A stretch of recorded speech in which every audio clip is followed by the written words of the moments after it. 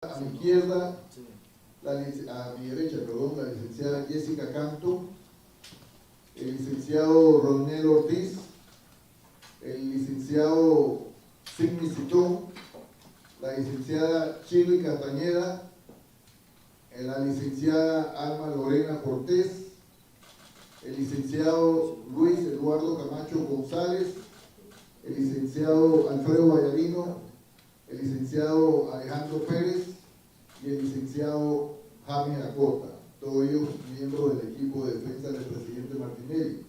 Ese equipo de defensa ha designado como vocero para esta conferencia de prensa, vocero principal, a el licenciado Sigmi Citón.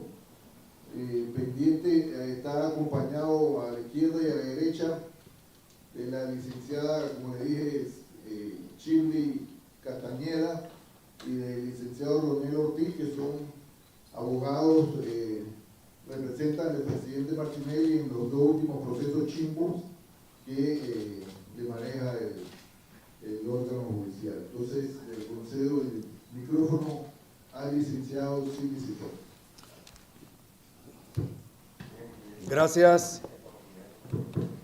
Gracias a todos ustedes, medios de comunicación.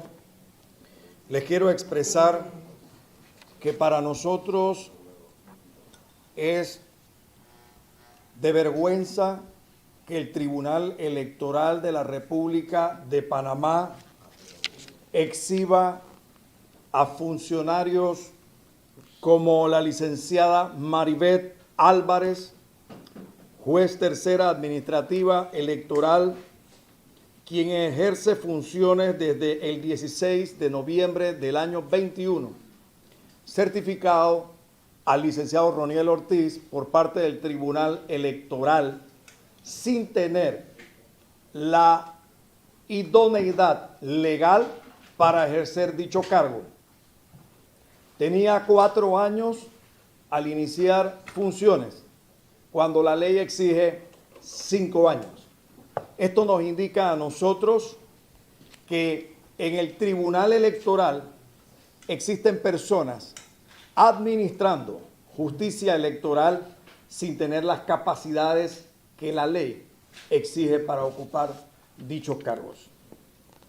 Por otra parte, nosotros tenemos que indicar que estamos supremamente en contra de la decisión que tomó la Corte Suprema de Justicia y que, dicho por los comunicados que ha hecho público esta corporación, existen 3 salvamentos de voto, es decir, 3 magistrados que no están de acuerdo con la decisión de los otros 6. Esta decisión de la Corte Suprema de Justicia, desde un inicio, fue atípica, fue irregular. Esta decisión, recuerdan ustedes que se presentaron varias demandas de inconstitucionalidad. ¿Y qué perseguían los demandantes? Que el recurso le tocara específicamente a la magistrada que al final quedó como ponente. Inmediatamente presentaron esta acción de constitucionalidad, le tocó a otros magistrados distintos a la magistrada presidenta de la Corte Suprema de Justicia y procedieron inmediatamente a retirar las acciones que habían presentado, lo cual trajo como consecuencia que la demanda que hoy se resuelve queda en el despacho de la magistrada presidenta bajo un sistema totalmente irregular, porque la magistrada presidenta de la Corte se adjudicó la demanda de inconstitucionalidad sin haber resuelto previamente, mediante resolución, la admisibilidad del desistimiento de las otras 2 demandas de inconstitucionalidad que le había tocado a otros 2 magistrados. Dicho sea de paso, para ponerlo en perspectiva, la primera acción de inconstitucionalidad le correspondió a la magistrada Maribel Cornejo. Ella fue la magistrada que debió haber resuelto todas las demandas de inconstitucionalidad que sobre este aspecto se debían presentar. Pero finalmente fue la magistrada presidenta la que, sin haber dictado previamente resoluciones, la Corte Suprema, admitiendo estos desistimientos, que también es cuestionable si se podían desistir, porque estamos hablando de acciones públicas que una vez se instauran, siguen su curso independientemente de lo que decida el accionante. Por otra parte, también tenemos que advertir, cuando se hace la admisión en horas de esta acción de inconstitucionalidad, lo cual en su momento fue cuestionado, se le corre traslado al Procurador de la Nación, Javier Caraballo, quien en menos de 24 horas vierte su opinión. En los anales judiciales, ningún procurador había emitido una opinión sobre una acción de constitucionalidad en ese tiempo. Batió todos los récords esa acción del Procurador de la Nación, Javier Caraballo. Y por otra parte, también nosotros tenemos que expresar que aquí, dentro de la demanda de inconstitucionalidad, se dan otros hechos que para la defensa constituyen irregularidades, ilegalidades, como por ejemplo que posterior a la admisión de la acción de constitucionalidad que se acaba de resolver, dicho por la Corte en su comunicado, porque la defensa aún no ha tenido la oportunidad de que se le entregue copia autenticada de esa decisión con los salvamentos de voto, se presentó otra acción de inconstitucionalidad, que esa sí no fue desistida, promovida por el señor Blandón Hijo, en contra de la misma decisión que hoy se resuelve. Se le dio el trámite de ley y en este momento esa acción está pendiente de que se den los alegatos. Y eso es una burla, porque existiendo ya una decisión por parte de la Corte Suprema de Justicia, ¿qué sentido tiene presentar alegaciones sobre una acción que ya fue resuelta y que eso se denomina sustracción de materia? Ya no tiene sentido.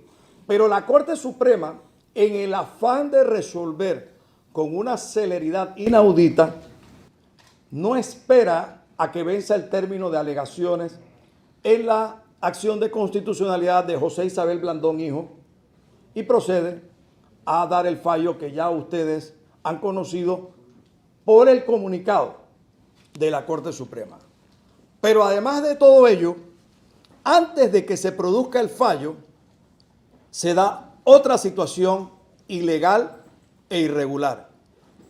Algunos comunicadores, pseudocomunicadores sociales, en sus propias redes sociales, ustedes saben a quién me refiero porque fue algo público, salieron a expresar que ya tenían información de cómo venía la decisión. Es decir, se filtra un fallo que ni siquiera el Poder Judicial había hecho público, no se había publicado, no había salido a los medios el comunicado oficial y ya 3 pseudocomunicadores salieron a avanzar cómo se había resuelto esa acción.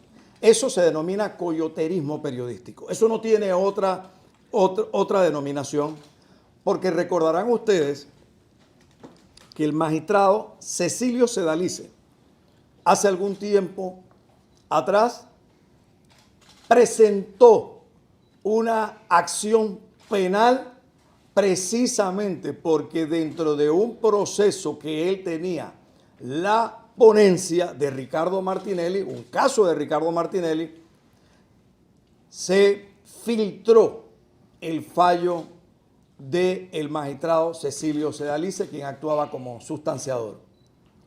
El magistrado Cecilio Sedalice presenta la denuncia en la Procuraduría de la Nación. Y de eso hace bastante tiempo. Y al día de hoy, el procurador Javier Caraballo no le ha dicho a nadie en este país en qué estado se encuentra dicha investigación, donde un magistrado de la Corte dice, filtran un fallo que estaba apenas en fase de discusión y de análisis. Ello naturalmente indica que estamos en presencia de poderes oscuros y ocultos en contra de las decisiones que se tomen de Ricardo Martinelli. Pero nosotros hoy queremos comunicar a ustedes, como comunicadores sociales, que estamos indicándole que la defensa de Ricardo Martinelli agotará todos y cada uno de los recursos que tenga que ejercitar para que se respeten los derechos fundamentales de Ricardo Martinelli dentro y fuera de Panamá. Y ustedes recordarán que el grupo de trabajo sobre la detención arbitraria del Consejo de Derechos Humanos de Naciones Unidas mantuvo su postura de que a Ricardo Martinelli la República de Panamá le violó sus derechos humanos. Y le dijo a la República de Panamá, vía Cancillería, que tenía que adoptar una serie de decisiones y de revertir una serie de trámites que se habían dado en contra de Ricardo Martinelli, que se le tenía que reparar e indemnizar. La República de Panamá al día de hoy no ha hecho absolutamente nada para darle cumplimiento a la decisión del grupo de trabajo sobre la detención arbitraria del Consejo de Derechos Humanos de Naciones Unidas. Estamos entonces, la defensa de Ricardo Martinelli, todos los aquí presentes, diciéndole al país entero de que así como nosotros representamos a Ricardo Martinelli en 2 juicios donde salió absuelto, sin tener ningún fuero, sin tener ninguna ventaja, muy por el contrario, Ricardo Martinelli ni siquiera fue imputado en ese proceso, lo cual es algo primitivo y salvaje porque en ningún país del mundo a nadie se le niega una imputación para que conozca de qué se le acusa, cómo se le acusa y quién lo acusa. En este caso, nosotros vamos a atender los 2 procesos a los cuales se ha ventilado públicamente que Ricardo Martinelli debe comparecer, a pesar de que cuando Ricardo Martinelli puso un pie en la República de Panamá en el año 2018, a Ricardo Martinelli se le concedió por parte de los Estados Unidos el estatus del principio de especialidad, que decía que solamente debía concurrir por el proceso conocido como pinchazos a responder por 4 cargos específicos. Ricardo Martinelli vino, fue no una vez, fue 2 veces, no solamente con 3 jueces, fueron 6 jueces los que lo declararon inocente. Nosotros vamos a atender estos casos y vamos nuevamente a sustentar la inocencia de Ricardo Martinelli. No a probar inocencia, porque las personas no tienen que probar su inocencia. Ese es un estado natural de los individuos. Ricardo Martinelli no tiene que probar inocencia. Ricardo Martinelli, como hizo en el juicio Pinchazos, nosotros vamos a apabullar a todos los fiscales a los que tengamos que enfrentar, porque ya lo hicimos una vez. Y si se fijan, son los mismos fiscales del caso Pinchazos los que están en los casos conocidos como New Business y Odebrecht.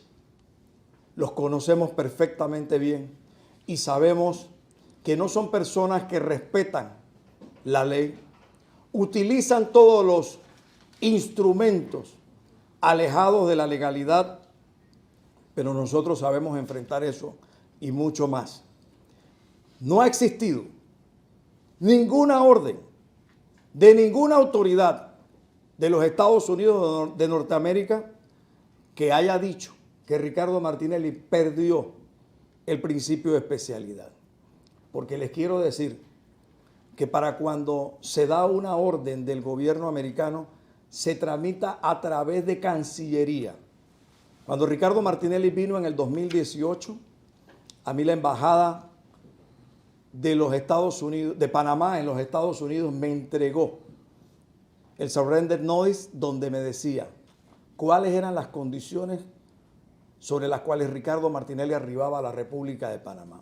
y ese documento se le entregó por parte del Departamento de Estado a la Embajada de Panamá en los Estados Unidos, quien a su vez lo cursó a la Cancillería. Y ahí reposa ese documento en donde decía que Ricardo Martinelli solo concurría por los 4 cargos sobre los cuales fue sometido a juicio y fue absuelto. Ricardo Martinelli goza de todos los derechos ciudadanos que están recogidos en la Constitución de la República de Panamá.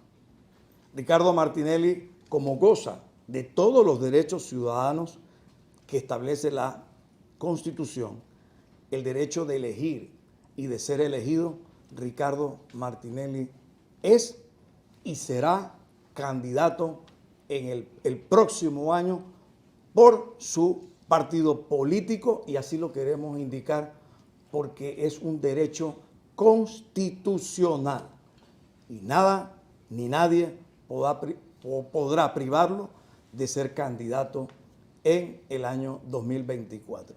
Con esto nosotros, la defensa de Ricardo Martinelli, le expresa a todos los ciudadanos de la República de Panamá de que no le tememos a ninguno de estos juicios. Pero eso sí, nosotros vamos a ejercer los derechos que la ley y la Constitución amparan sobre Ricardo Martinelli. El ejercicio de un derecho no implica bajo ninguna circunstancia debilidad, es fortaleza, porque eso lo consigna la Constitución y la ley. Muy por el contrario, como algunos medios que no pretenden que se dé un juicio, sino que quieren un linchamiento mediático. Esto no se trata de linchar a nadie, esto se trata de llevar un proceso conforme a la Constitución y la ley. Muchas gracias. Abrimos entonces el periodo de preguntas. Si tienen algún medio, alguna pregunta. No hay preguntas. Entonces declaramos cerrada.